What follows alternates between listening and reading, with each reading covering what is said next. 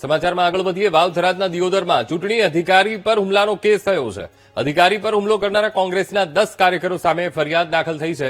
દિયોદર તાલુકા પંચાયતની ચૂંટણી દરમિયાન હોબાળો થયો હતો અને ભાજપના સભ્યોમાં આંતરિક વિખવાદ થતા ચૂંટણી મુલતવી રખાઈ હતી.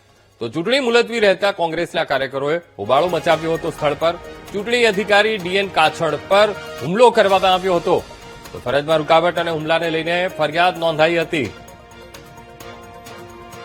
આજ મુદ્દે સંવાદદાતા વશરામ ફોનલાઈન પર. વશરામ, વાવ-થરાદના દિયોદરમાં ચૂંટણી અધિકારી પર હુમલાનો કેસ, આ કેસ અંતર્ગત શું અપડેટ? વશરામ જી જરૂર જણાવજો કે વાવ-થરાદ જિલ્લાના દિયોદરમાં ગતરોજ ચૂંટણી પ્રક્રિયા હાથ ધરાઈ હતી, જેની અંદર બહાર કોંગ્રેસના કાર્યકર્તાઓ અને અધિકારીને ઉપર બબાલ થઈ હતી, જેને લઈ ચૂંટણી અધિકારીએ 10 લોકો સામે પોલીસ ફરિયાદ નોંધાવી છે. ચૂંટણી પ્રક્રિયા પૂર્ણ કરી પોતાની ગાડીમાં બેસવા જતા ચૂંટણી અધિકારી આવેલા દિયોદરના પ્રાંત અધિકારી ઉપર હુમલો થયો હોવાના પણ આક્ષેપો કરાયા છે. ચૂંટણી દરમિયાન ભાજપના સભ્યો વચ્ચે આંતરિક વિવાદ થતા ચૂંટણી મુલતવી રાખી હતી અને જેને લઈ અને પ્રાંત અધિકારીએ પોલીસ ફરિયાદ નોંધાવી હતી.